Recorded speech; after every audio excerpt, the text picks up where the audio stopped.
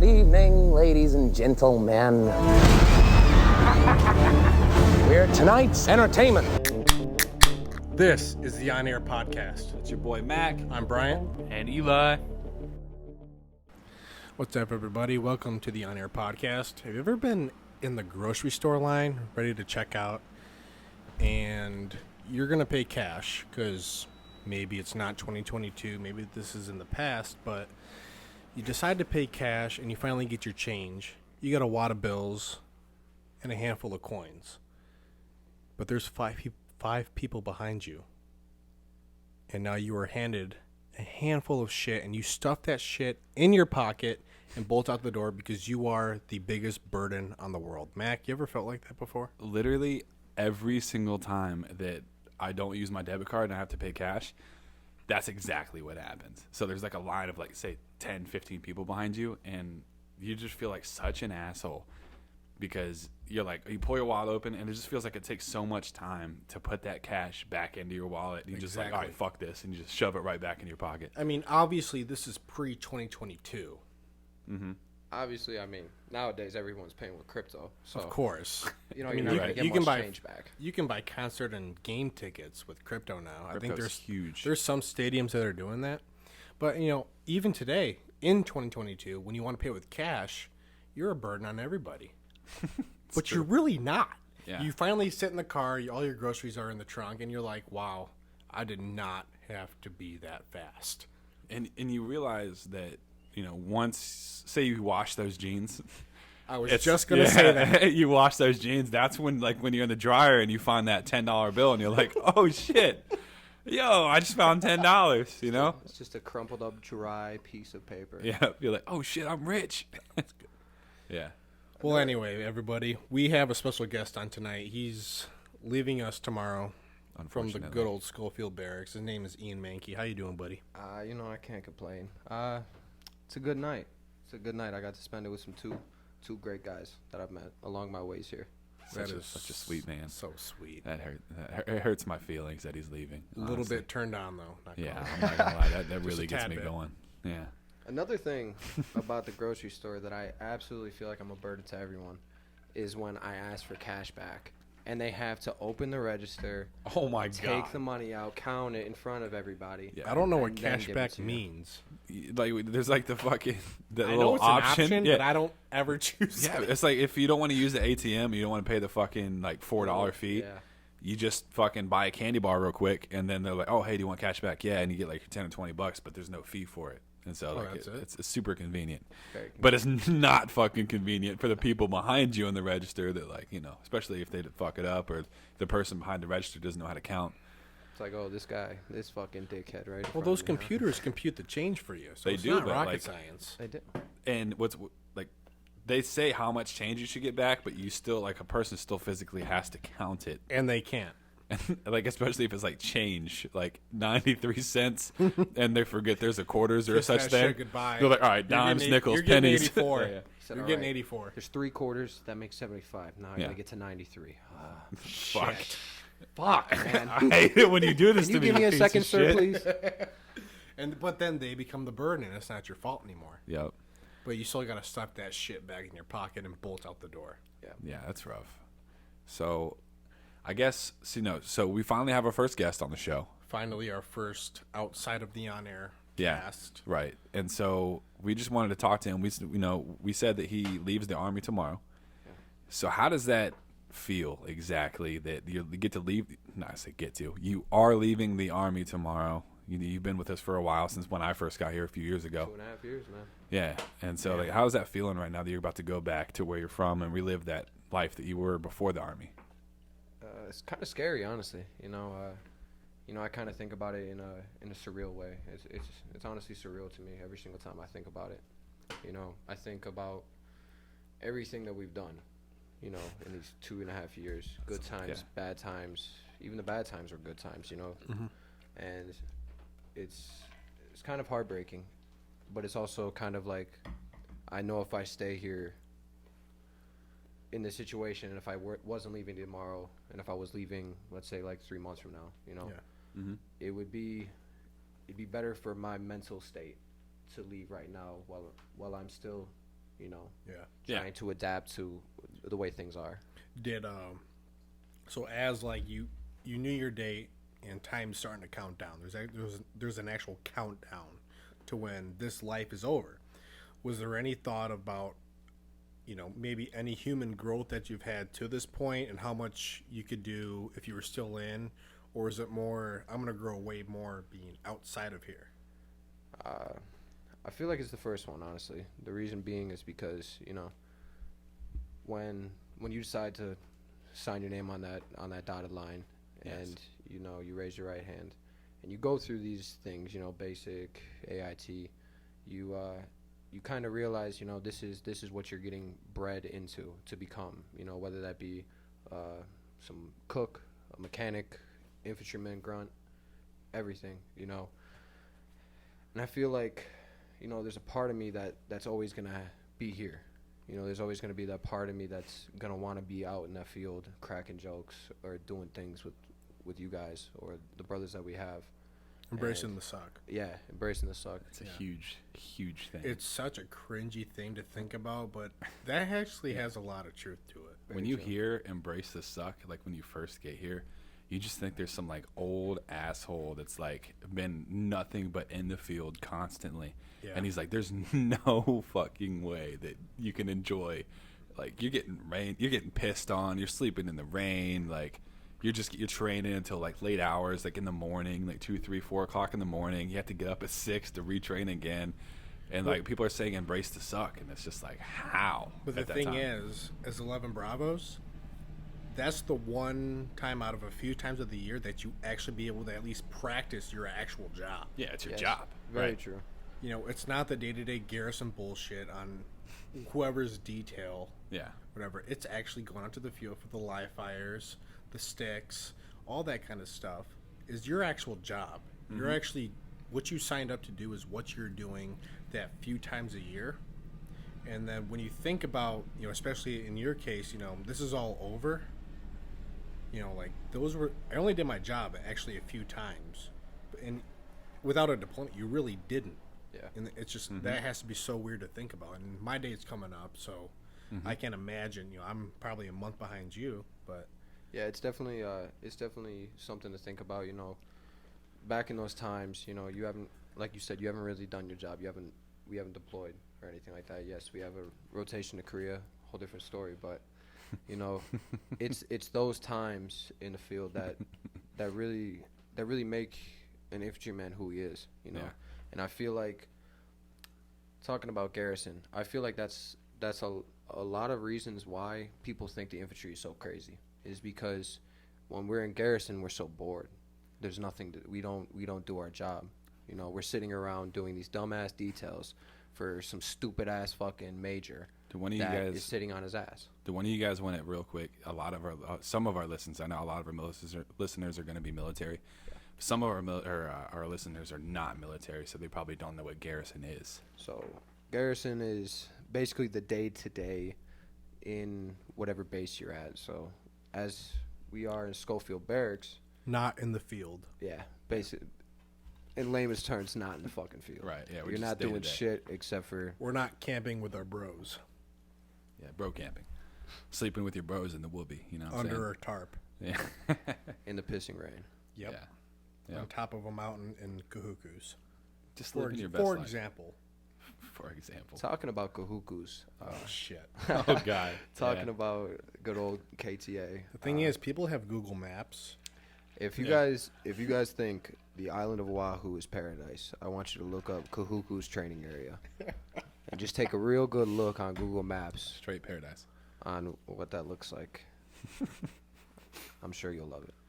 But one thing that I really learned as an infantryman is that I know it's going to be cringy for some of you guys to hear, but the embrace the suck mentality. I heard it in a different way. Obviously, I heard embrace the suck, but I heard that an infantryman is only happy when he's cold, wet, or muddy.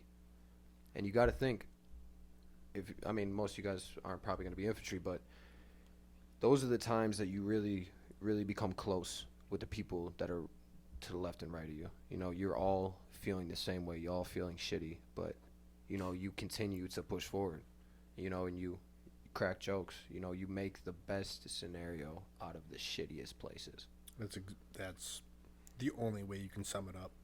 That's it. It's the only way to survive, honestly.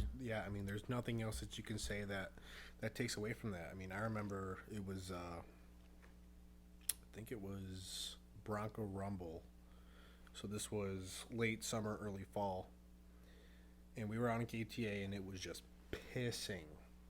We had to find the highest point on KTA, Cahuga's training area.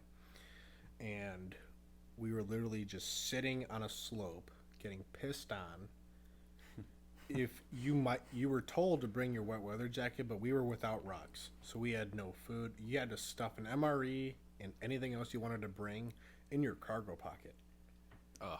And I think we were close to 24 hours without our rug. Yeah. Those things were buried probably a mile away back where we slept that night under the tarps. But we're all sitting there and just trying to make the best of it. You have guys cracking jokes, but you also see the guys that are like, okay, I don't care how funny you might make this. I don't care. This fucking sucks.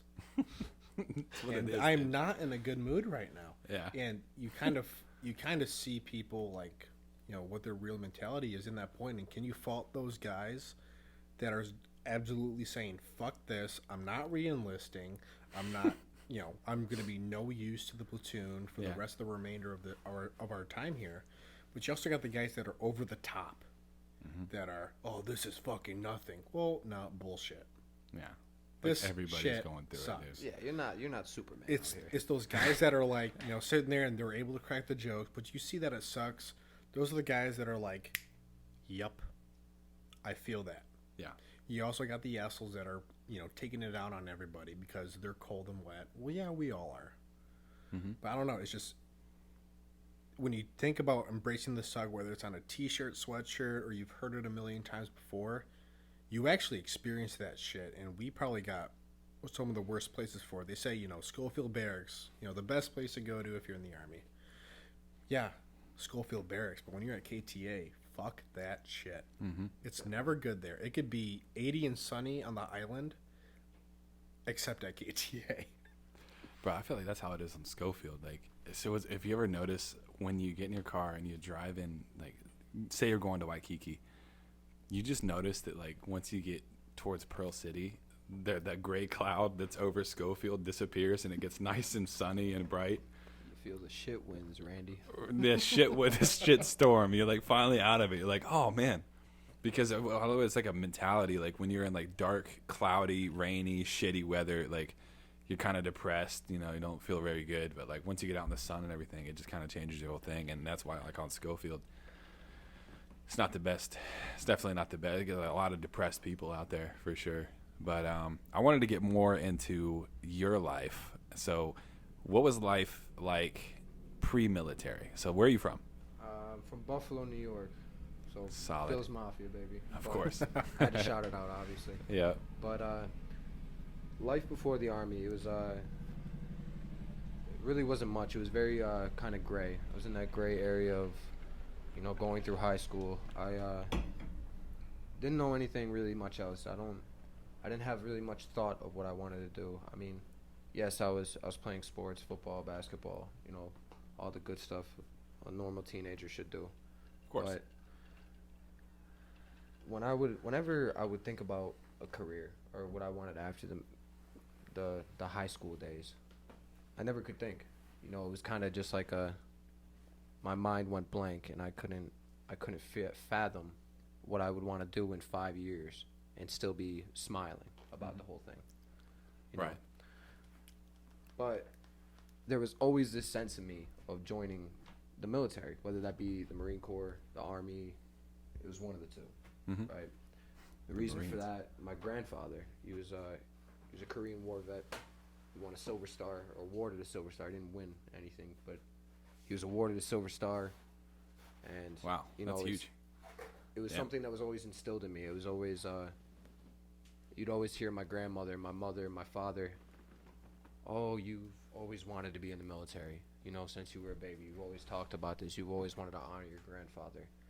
And that's all I've ever heard, So when the time came to being that new senior on the block in high school, there was no other thought except for this is what I have to do. Mm-hmm. You know, I felt like I would have let somebody down if I didn't pursue this path that was basically premeditated for me. You know, along those lines. I'm not mad about the choice that I made, because Clearly not. at the end of the day, I met some of the best people that I will ever meet in my life here on Schofield Barracks and Yeah. joining the Army. Yeah, man. That's how you have to think about it. Like, there's so many good people that you would like from all like walks All of life. aspects. Yeah, All aspects just, of life. like especially like in basic training. Like when you first get to basic, like you finally that feeling is real that you're with all these other people from like California, Colorado, like Dude, I had a bunkmate in basic. the weird guy. Kid you not. No, he wasn't a weird dude. But I had a bunkmate in basic. Didn't even know this until probably like the end of red phase. And he actually was in the same MEPS that I was at. Went with me to 30th. Wow. And then ended up in the same platoon, the same company, and on the same rack as me. Wow. And he literally came from Niagara Falls MEPS the same day I did. Mm-hmm. It's crazy because I didn't see him. I wasn't worried about him. Mm-hmm. And then we talked. I was just like, hey, where you from? He said, Pennsylvania. I was like, no way, man. I'm right in Buffalo. I'm close as hell, about an hour drive. Yeah. He said, well, when did you get to 30th? Because I'm pretty sure, or when did you go to MEPS? Because I'm pretty sure I went to the same MEPS as you. Yeah. I was like, no way. I went to Niagara Falls MEPS. He was like, yeah, motherfucker, I was there. I was blown away by the circumstance. But you literally meet every kind of person in the Army, in the military itself, because there's so many people in this world, right? There's 7 billion people. 7 billion people in this world. And you never think, hey, I'm going to meet somebody from Guatemala, or I'm going to meet somebody never. from Nigeria. Like Saipan, like Cody. And the thing Saipan. is, I didn't know what the fuck Saipan was. after a small amount of time, that shit doesn't even matter. Yeah. Where they're from, what they did in high school, what they did before, doesn't matter, because you end up finding a different part of yourself in the military. Everybody does. Whether they keep traits, whether they were, the stud of their freaking football team, or whether they were the smartest person in their class, whatever it is, that carries over. But you also discover so many different aspects of yourself that you had no idea you had. Mm-hmm. Over time, you see leadership, whether it's good or bad, and you either capitalize on that, or you at least know what not to do when you're in charge of people. That's very true. I think that's the thing when it comes to toxic leadership, like we always talk about. They probably, those toxic leaders that we have, probably had a history at that point, 10 to 15 years worth of toxic leadership, and they don't know what good leadership is. So by the time it's their turn, Yeah. They don't monkey see monkey do in that Exactly. aspect, And the thing is, but before you join, and before your bunkmate joins, or the guy at MEPS, because we all have that one guy that was there the whole time. Mm-hmm. The thing is, you end up I ended up drifting apart from that guy, Yeah. Yeah, and same. he's in 3rd platoon. Yeah.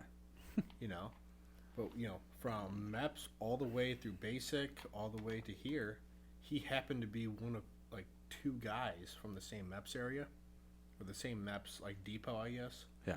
That is here, and he happened to come here, and it's so weird to think about because of the odds, I guess. But Yeah, there's a lot of like circumstances that you just don't see yourself like No. before, like pre-army with me. Like when I was selling cars, and I remember specifically, and this is just for everybody, that if you're in a position, like if you're in a job or a situation, it doesn't matter how old you are. I was fucking 22, 23 selling cars, and I was enjoying my job. I was a gifted car salesman at the time, I guess. Let's give myself credit, I guess, but there was one of my receptionists that was going to Hawaii on vacation, and I just remember thinking to myself at that time, I was like, man, I'm never like I had never been on vacation. Like my parents never took me on vacation, and so like I'm just like super jealous, and I'm like, man, like I'm never gonna get to go to Hawaii because like as a person from Ohio or New York or Illinois, you don't see that much cool stuff, right? No. So like it's just basically corn. Like where I'm from, it's cornfields, and that's it. If you're close enough to Chicago, you see it. Yeah, but- you might see a lake. Yeah. I've never seen the ocean, and so like I'm just like thinking like, man, like I will never go there. Just to find out that I make the decision to join the Army, and I go to basic or whatever, and they're like calling out people's duty stations. They're like, yeah, McDonald, Hawaii, and I'm like, what? I was one of 6 in my basic training company to come to Hawaii. Did they tell And you? there's guys that were in like a group of 20 that came here. I'm like, how are we a group of 6? Yeah, it's crazy. So when they told you guys, did they tell you, hey, Hawaii, or did they tell you Schofield Barracks? They Told me us- Schofield Yeah, Barracks. that's They told what, me that's Hawaii. what my drill told me. He said Manke, Schofield Barracks. I was like, drill sergeant. Where's that? Yeah. He's like, Yeah. Hawaii. I was like, Well, actually, they Nice. didn't tell. They just gave us a pretty much a. The piece of paper. They gave us our orders. Yeah. really? Yeah. Really? They told us like there was a certain amount of people at a certain time. It was in like what's the phase, like not red, white, blue, and then there's And Black and gold. Black and gold yep. phase. It was Gold like the end phase. of like close to the end of gold phase About where a you week turn all your before stuff you in. leave, They're like, hey, Hawaii, and we're just like, what? Yeah. I was like, that's a fucking choice. Me thinking like they were just talking about like all the stuff with like Afghanistan was like going back on, and like they were talking about like raiding fucking Area 51 and shit. Yeah. And so like I'm talking about I was like, what? Like Hawaii, and like I was super uncultured myself. So like I thought Hawaii was just like sticks and huts and like Yeah. and then I get here and there's like freeways and like fucking civilized Waikiki, like downtown. And you and I had so many good times That out is there. very true. Actually, I take that back. They didn't just tell me straight up through my orders on was it turning blue day, but I was later when it came to people because I had an 18 X-ray, which is a special forces recruit. Didn't make it. Ultimately, it seems like for the better. I'm in Hawaii, but Yeah, just no bonus. yeah, everyone had gotten their orders and they know, or they at least know where they're going. I don't have to pay that shit back too. That's nice. That is pretty nice. But That is good. Yeah. But yeah, everyone had got so for a couple of weeks, people knew where they were going in my basic platoon at least. And then there was like a second wave of guys that didn't get their option 40s, their 18 X-rays, or even their airbornes, because like it was like after graduation. Or no, it wasn't after graduation. It was between FTX and graduation, turning blue, where all the SF and all the special contracts came in, and then they want to do a PT test. We didn't do PT for a solid like 3 weeks. I think that's the main problem with the 18 X-ray option 40 contracts. These cats, these guys, they're gonna be, they're gonna be going through basic, right, and then you got your AIT portion, or, whether or not you're going infantry O suit. You have these crazy things like a 3-week long FTX where you're brand new basically to the Army. Obviously, you've had your 10 weeks before that, but you're basically brand new to like. Yeah. Doing this stuff. And that's where those special contracts try and capitalize, is because those guys, they don't come from, a lifetime of big Army, and all of a sudden they're going into Ranger Battalion or SF, and they have to completely change the way they see the Army because they're doing. I don't want to say laid back stuff because that's not the case, but they're doing a whole different realm of work every day compared to what we do every day as infantrymen. We're supposedly the most dangerous job in America, believe it or not, is an 18 Bravo or 11 Bravo infantryman. That's pretty wild. Yeah, no, it's at least top 3. I know it is. I googled this shit before, but Yeah. so the reason they offer these contracts is because they can get guys that all they really know in the big Army, if it's even considered that, is basic training. Then they can mold guys into exactly without any prior, I don't know what the word is, but without experiencing the big Army and all its bullshit, they can just say, okay, well this is where I work every day, Yeah. I do this stuff and I go home. I do my work and I go home. Yeah. And then now there's no toxicity there.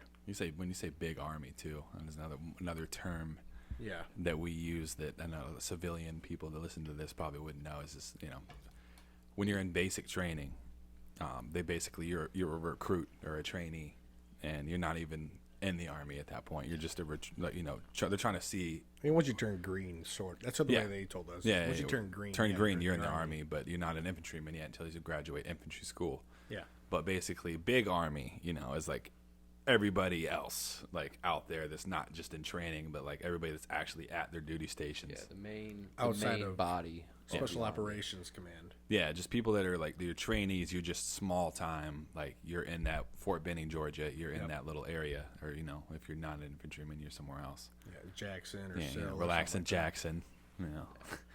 But so also, we're talking about your pre-army life, right? So you're in New York. You're in Buffalo, New York. You're just chilling. You're hanging out every day. So you go to the army. You come here. You do your thing. You're about to go right back to Buffalo. Are you going back to Buffalo? Yeah, I'll be heading back to Buffalo. You're going back to Buffalo, New York. What do you think it's going to be like? So, like, here, there's a specific way that we live that, we're basically told what to do, where to go, and how to dress every single day. Well-kept time schedule. Yeah, basically, we are told, where to be. To an extent. Yeah. Except for, like, obviously when you're off or whatever, you're still under that for sure. Like, you can't go to you can't leave Hawaii, whatever the fuck you want. You're still here doing your own thing. And Oahu is that small. We're basically on a rock, It's super small. You've done everything once. You're there. But you're going back to the mainland. You're about to be a civilian again. You're a veteran at that point. But how do you think you're going to readjust to that? Like, you have nobody telling you where you need to be at this exact time hack, how to dress. You need to show up at 6 o'clock in the morning at PTs. Like, are you more excited for that, where you can just, like, obviously at this point, knowing what you need to do is going to be easy, right? Because for the most part, we show up to work every day. We have no fucking idea what we're going to do that day. No clue. Yeah, that's insane. But whenever you do get that job or you start school, what your classes are, what time you need to be there, and what time you're done. So is that more of an exciting part to getting out, or is that more of this is going to be hard? Because it seems like it's almost like you're going to have more information than you do here on a day-to-day basis. It's true. You definitely will have more information on just the day-to-day basis on what you're going to be doing. But I feel like at the same time, there's a part of me where it's like, hey, I've been here 2.5 years, right? Mm-hmm. The only thing that Uncle Sam has taught me is cadence and kill. That's it. So there's a part of me where it's kind of scary to rejoin the society that I was once in, right? Because for 2.5 years, all you've known is show up at 06:30. Show up at 09:30. Show up after lunch, and you don't know what the hell is going to happen. Right. Right. But now, going back to the civilian side of things, you have to choose your destiny. You have to choose what you will be doing. Nobody can decide that for you. And to go off of that, what qualities and what things have you learned here in the Army that you will bring to civilian world, and what won't you bring to the civilian world? I think the main things that I will not bring to the civilian world is definitely toxicity, as much as I can. The reason being is because you have a lot of higher-ups, NCOs, officers, that they'll tell you one thing and they believe it is law. Yeah. And they won't see reason. They won't hear your side of things, or they won't view your point as valid.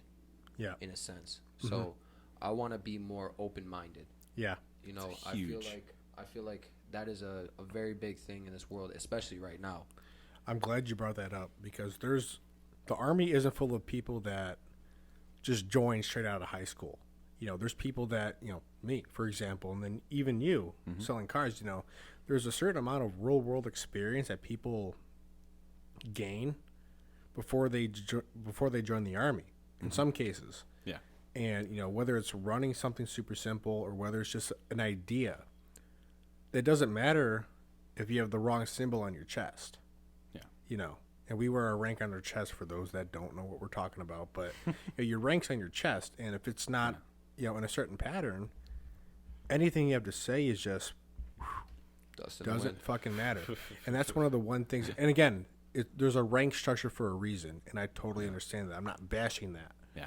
But in the civilian world, or let's call it in the real world, you know, when you're not doing this shit every day, everybody has something to bring to the table rather than just physical labor, I guess. Call our job labor, you know, being in the field. But like when it comes to like leadership, if you're ever in that spot in the civilian world, what would you bring to the table and what won't you bring to the table, knowing what you learned in the Army?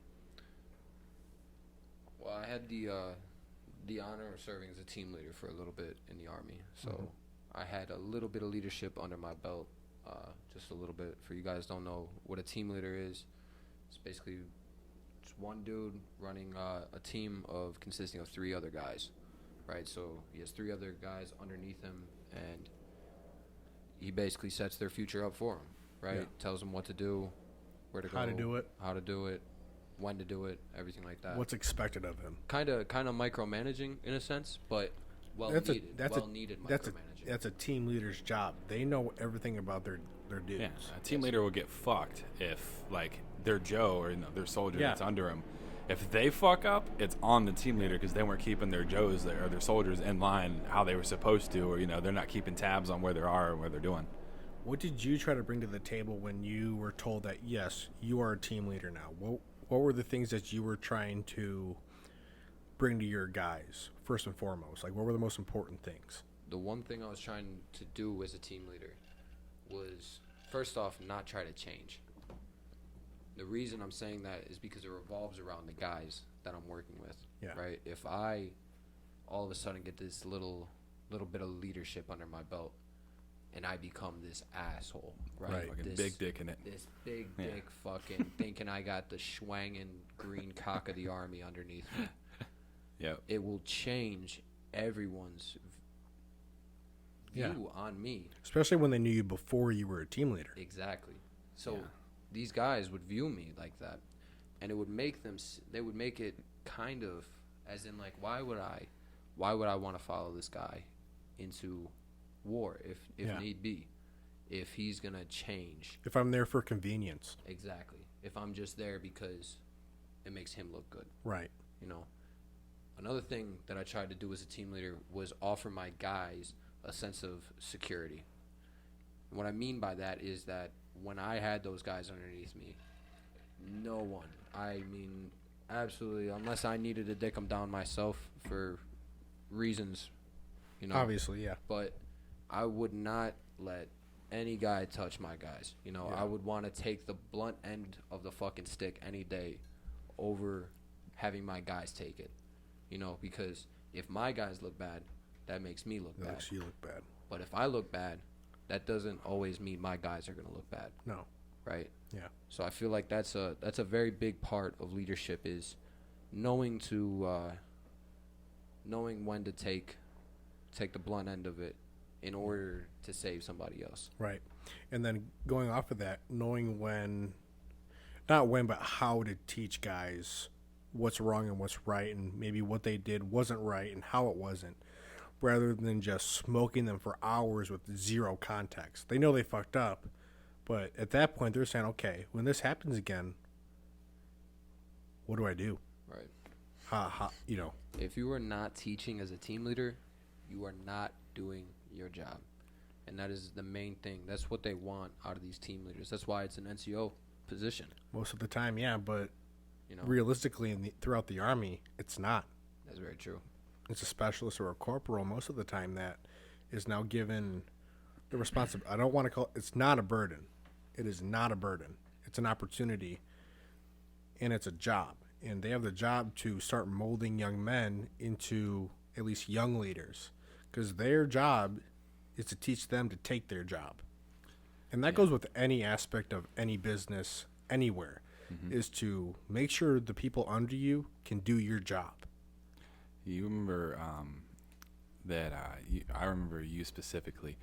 This is probably just a few weeks ago, and I remember we saw a specific specialist, right, in E4 that we saw, and you're like, holy shit, this guy's still a specialist. You're like, some people, I don't remember exactly, you said some people were just not made to be leaders. Yeah.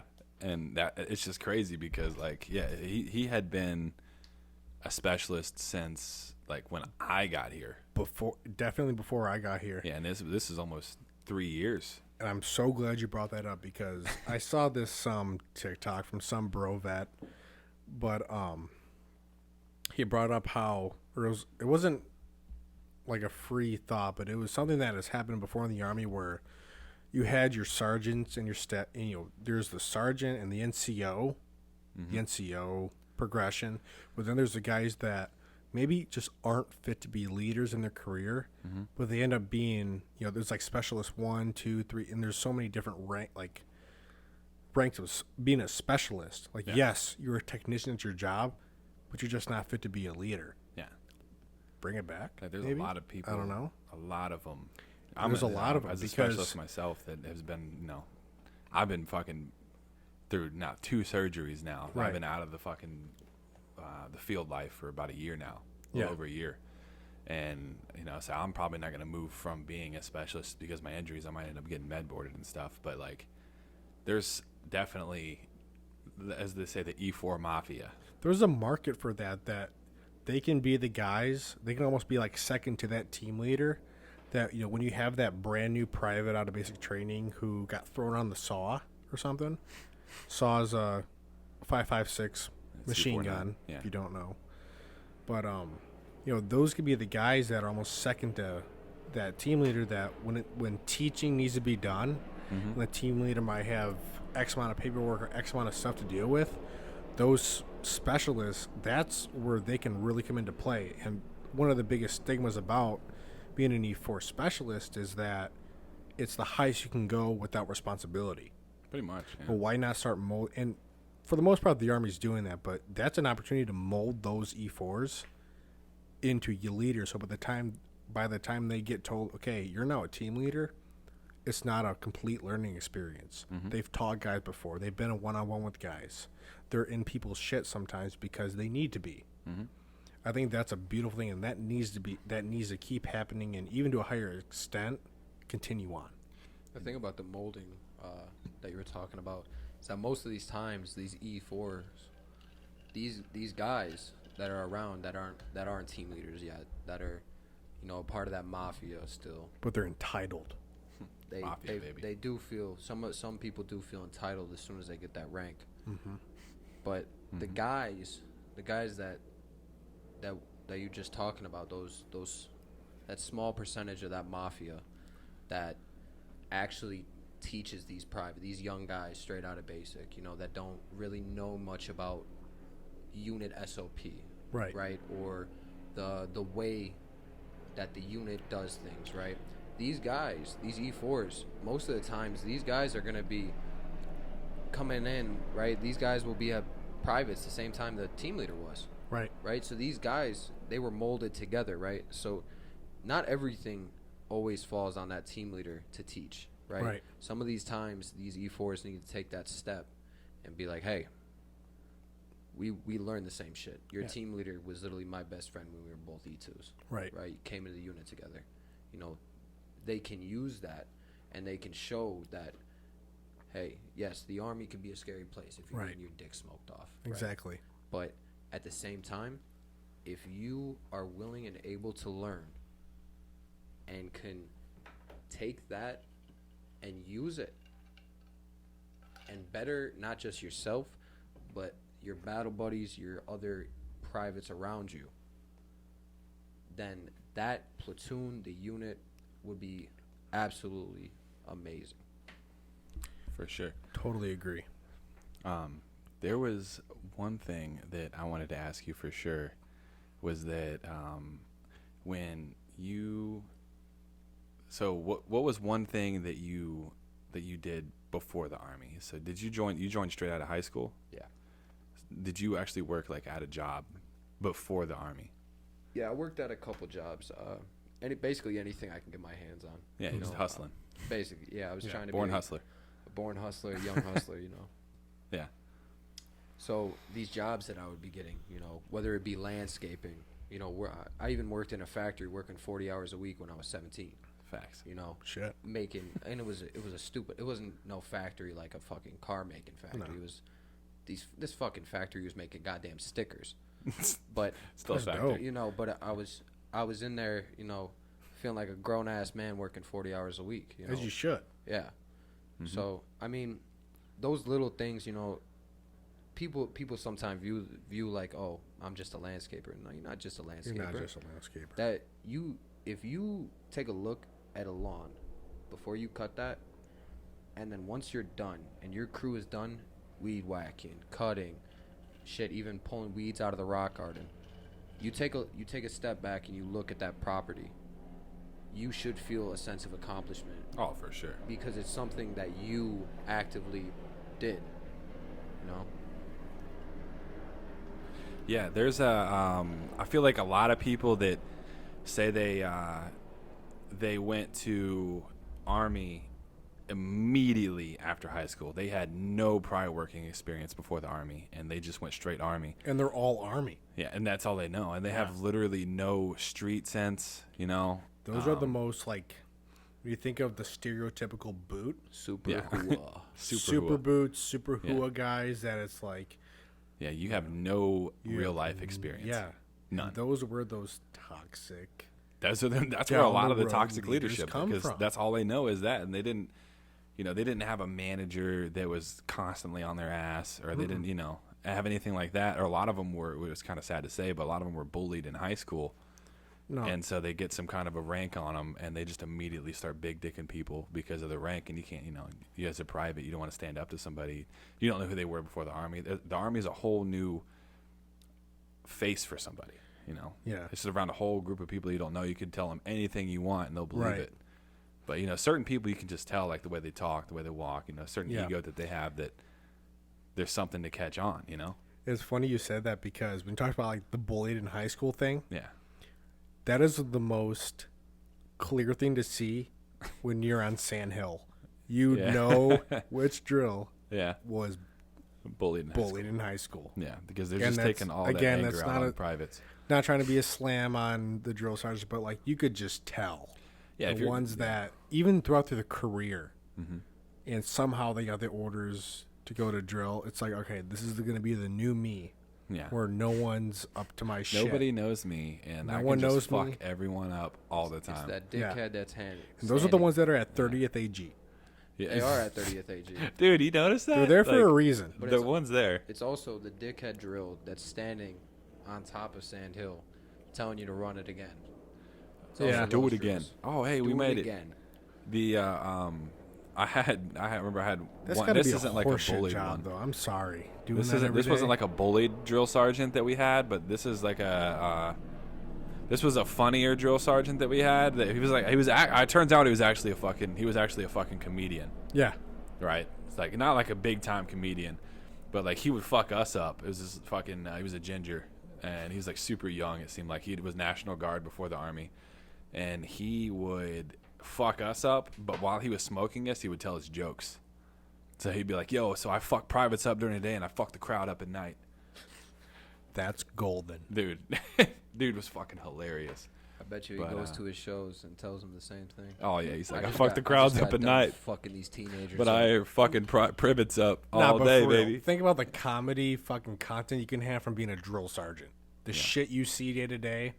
Dude, when I was in basic, we told the guy right before the sheet you had to do for fire guard. We told him to go grab a DD-214 from the CQ office. No, And he went down and he asked for a DD-214. that's For fire. those of you that don't know, a DD-214 is what you get when you leave the military. yeah, that's rough. That's a Form DA some bullshit number, but It's saying you're basically free. You're free. right. You're free. Not a DD-214 to watch people while they sleep. All right, we're going to take 1 second and take a shot. Yeah, Three, we're gonna take a shot two, in honor one, of the go. legendary Manke. Ah, Oh, that's good. That's Gotta good love stuff. the beam. straight beam. Oh, that's rough. You wash it down with a little mixer. And we're back. So, Manke, back to you.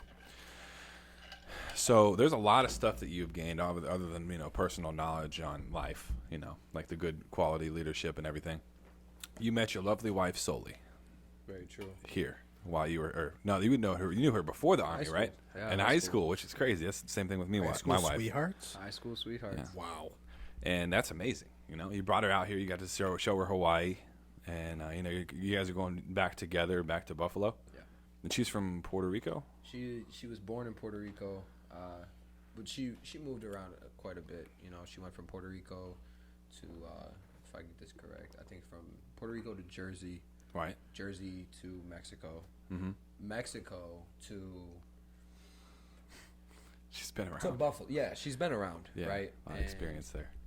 I mean, either way, I'm just happy that I could show her another part of the world. Yeah, that's amazing. But I just realized I have to go to work tomorrow. Fuck. No, you don't. I'm sorry. That's okay. I don't have to That go to shot work was tomorrow. fun. Yeah, Yeah, man. you're leaving. You're leaving tomorrow, man. And like I say, you're. I didn't mean to interrupt you. I'm sorry. Obviously, you guys out there probably don't know who Sully is. Sully's a lovely lady, and I'm sure Manke is super lucky to have her, as a wife. Very lucky. Yeah, and so it's amazing that you got to show her Hawaii, but she's from Puerto Rico, which is fucking crazy. She actually tells me a lot of times that some of the parts of the island on Oahu actually remind her of a city in Puerto Rico called Ponce. Called what? Ponce. Ponce. Yeah. Ponce. Ponce. Okay. And it's usually where a lot of people are born. It's either Ponce or San Juan that people Okay. are usually born because they have the major hospitals. Right. And I mean, we actually plan on going there this November, Really? which is really cool. That's I've never dope. been to Puerto Rico before, but I've always Bro, wanted to go. I want to go to Puerto Rico so bad. I feel like it's kind of an island vibe thing. You see these places like Hawaii, Puerto Rico, Cuba, the Philippines. You see these places, and you think, oh, I'm never gonna go there. Right? Mhm. Like, Yeah, never. People spend thousands of dollars just to go visit for a week. And even with here, I never thought I would go to Hawaii. Nope. Never. It's just like I was talking about earlier. Yeah, Right? no. And you get an opportunity to, and it's just a matter of fact about taking that opportunity, right? A lot of people say they want to change their lives every day. People will say, "Hey, you know what? I'm gonna do this different today," or I'm gonna change this about myself. Yeah. It's just a matter of fact about the will that you need to get up and do it. That is Because nothing is gonna change if you don't get up and do it. That is hilarious that you just fucking brought me there, because there is one thing as a closeout to this that I wanted to talk about, and that is fucking motivational Manke fucking Mondays. I knew you were gonna bring it up. Yeah. And if you guys don't know, if you go on YouTube, look up Motivational Manke Monday. My boy over here had his entire. I was actually in one of the videos, one of the intro Were you videos. really? He was. I was like, listen here, brother. You want a Motivational Manke Monday? Oh, some Ric Flair, Mr. T Yeah, type shit. Yeah. And it's Hulk fucking Hogan, awesome. All-American type. And it's like, some people need to have Hulk that Hogan, motivation that's it. in their lives. I'm a huge motivational speaker, listener. Like, a lot of the times when I'm driving, if I'm not listening to a podcast, if you You're guys gonna listen hear to us. Mac listening to some David Goggins. Yeah, every some once David in a while. Goggins, man. Oh, He's I a can't fucking stand that. legend. I fucking love his video. It's just like too he pushes much. it to a whole new point. That's like, I listened to him a lot before the military, and it's like he makes you kind of feel like shit if you're just sitting on the couch, because he talks about real life experiences. Like, this dude was like almost 300 or over 300 or under, just under. Just about It was like a, 300 pounds. it was like, 300. like he went to houses to, like, for insects. Yeah, he was an exterminator. He was an Exterminator. Orkin guy. Yeah, and he's an exterminator. Yeah. And this guy was spraying for cockroaches, drinking chocolate milkshakes. He brings that up on a lot in his videos. And a box of 12 donuts. Yeah, every and night. every night. single night. And he's a fat motherfucker, as he explains. And, he went from that to being like, hey, I want to be a Navy SEAL. We're going to his recruiter. And his recruiter was like, there's no fucking way. Like, there's only been how many African-American guys that have gone to SEALs. Let alone you're fat as fuck. Right. And Right. plus, let's move away from your skin color. Let's go to your body size. Yeah. Right. And you're huge. And so he ends up fucking losing all this weight, going to fucking buds and all this different stuff and graduating and being on the SEAL team. Buds 3 times. Yeah. Hell Week 3 times. He went 3 And hell once weeks. he gets in, pisses a lot of people off due to his drive.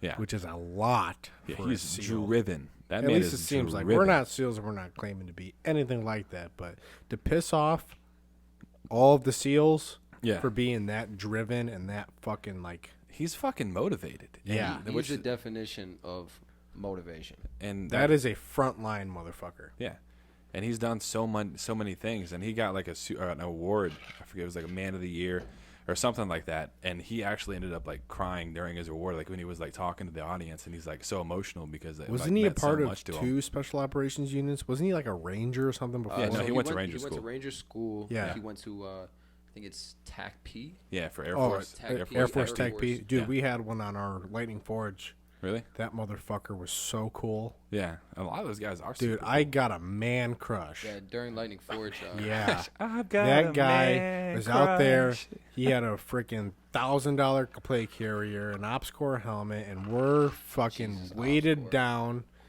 We got fucking You know what's crazy about 70 ops core? pound. I have one. Okay, that's pretty impressive. But the crazy thing about it is like most of these SF units, right, or special ops units, right, because there's 2 different things, right, apparently, or special Yeah. operations capable. Special operations and Right. specifically special forces are 2 different But things. these guys get fucking, instead of the basic CIF, they have this enhanced CIF of Enhanced, Cry yeah. Precision, Ops, Ops core. Core, Team Wendy, Yeah, all this Merrill. crazy stuff. Yeah. And talking about Lightning Forge, you guys got to roll around with a TAC P. Yeah. I was lucky enough that our platoon actually got to roll around with SF. We were attached to an SF unit, No shit. SF team, yeah. And it was the most insane thing I've ever experienced in my life. Aren't they just some cool They are motherfuckers? the Were they like wearing coolest. like fucking khaki shorts and The just backwards the hats? the first time that one of these guys actually came up to the platoon, we didn't even know it was an SF guy. Yeah. We just seen this big boulder of a man in some Ranger panties and a tank top. Yep. And he walks over with a ball cap backwards and says, "What's going on, guys? You guys first platoon?" Just like, yeah. He was like, "All right, cool. My name's Dan." My name's Dan. Yeah, just the craziest Dan. thing. Yeah, just the deep voice. My name's Dan. Name's Dan, What's going on, boys. guys? My name's Dan. But Dan. it was the coolest thing because you see how these guys operate in a sense. And the thing is, they don't look down on you. No, that's I think that's the most craziest thing about, not even crazy, the most amazing thing about some of these SF or Yeah. special ops They're units. so down. They understand it. I was listening to. I didn't mean to cut you off, bro, it's but okay. I was listening to. Actually read Rob O'Neill, the guy who shot Bin Laden.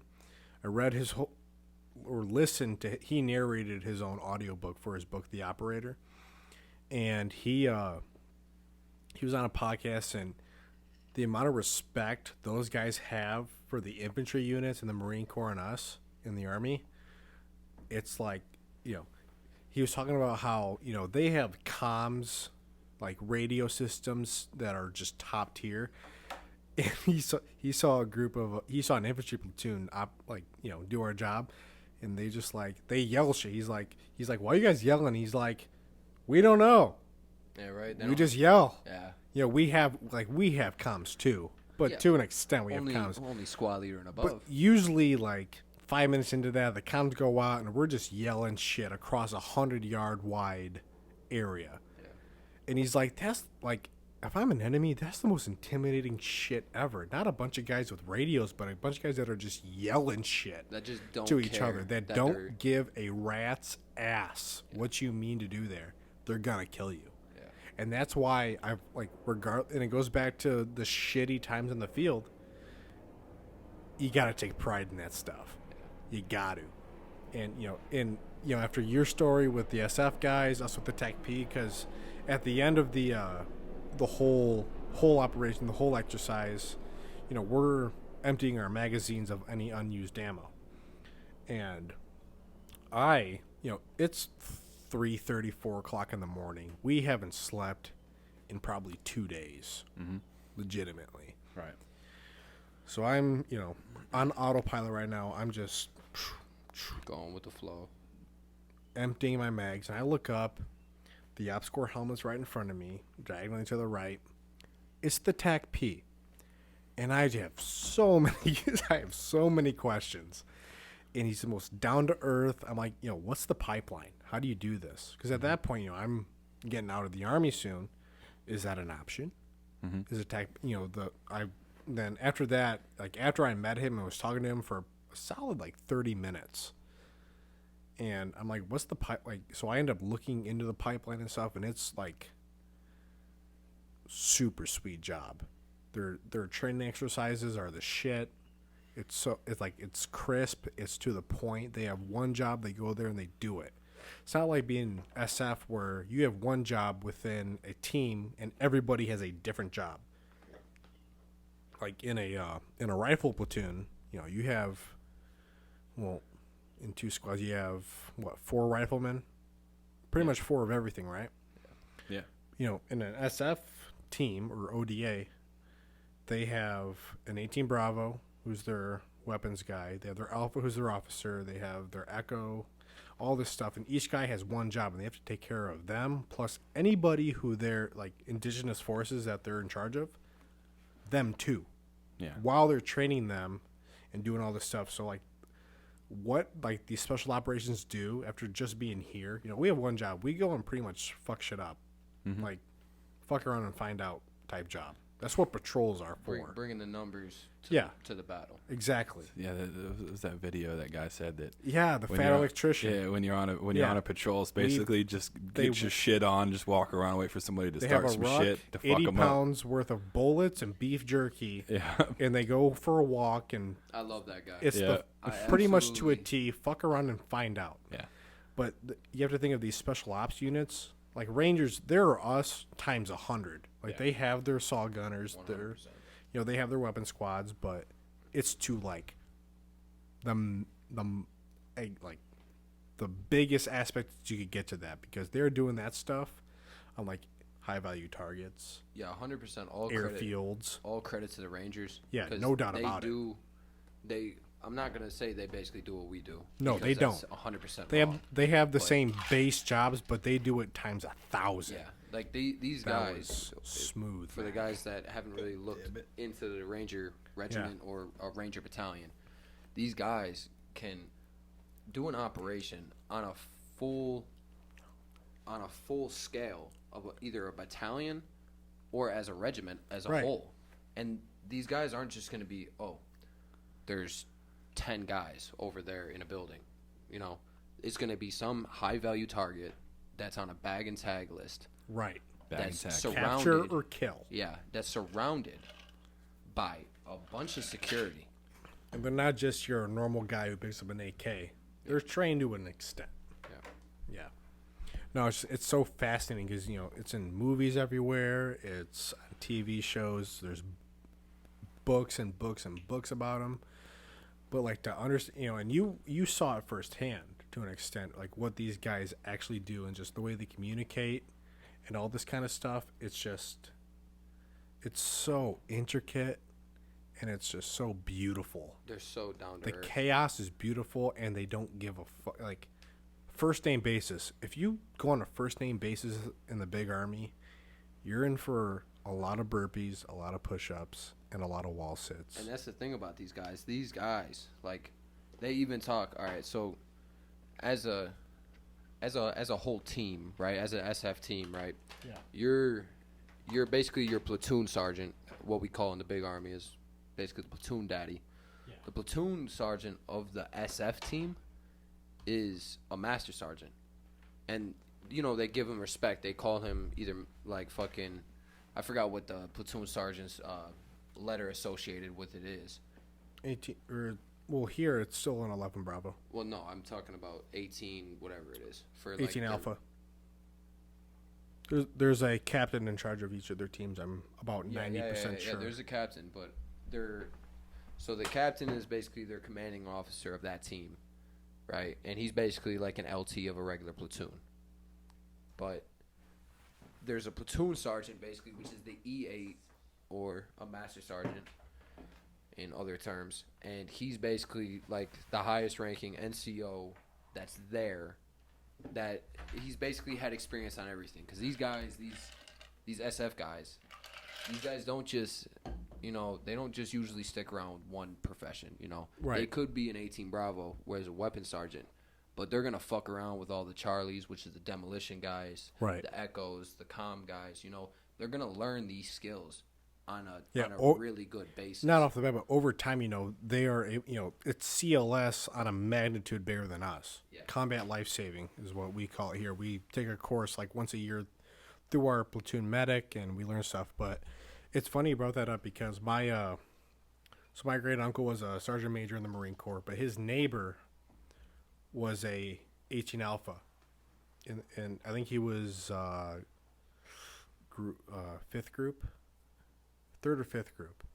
I really want to say fifth group out of Fort Campbell. I think it's Fort Campbell. Fort Campbell, yeah. Back in like 2001, a week after 9/11, that's the team that ended up. They were the first United States group into Afghanistan. To win over, yeah. Yeah.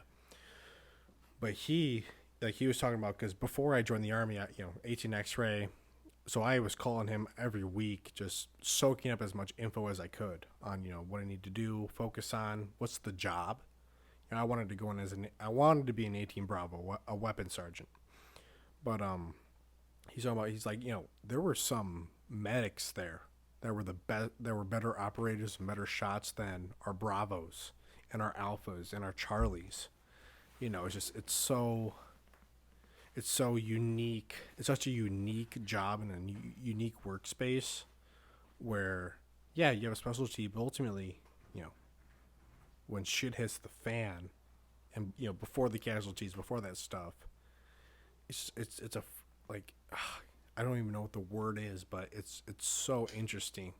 If I could read every book there is, I would, but there's so many, and it's so broad. I feel like if anything, the books are actually a more of a help if you're trying to soak in information. Yeah, Horse Soldiers. Did you ever read Horse Soldiers? No, I haven't gotten the chance. They ended up making a movie called 12 Strong. I don't know, Chris Hemsworth. I think I have seen Thor. They were on horses and shit, and that's what the Horse Soldiers is based on. And I think they have a brewery down somewhere in the Tampa area. I could be wrong, but they have a brewery somewhere, and he ended up knowing my uncle's neighbor ended up knowing a lot of those guys. But I think on that note, we're gonna wrap this one up. It was a pleasure speaking to all of you. Manke, you were one hell of a fucking guest. Hey man, I try to be the best I can be. You're gonna do great in the real world, and I'm excited to hear from you periodically. I don't want too much of you in my life. In that case, everybody take care. Have a good day. All right, guys. The On Air Podcast is out.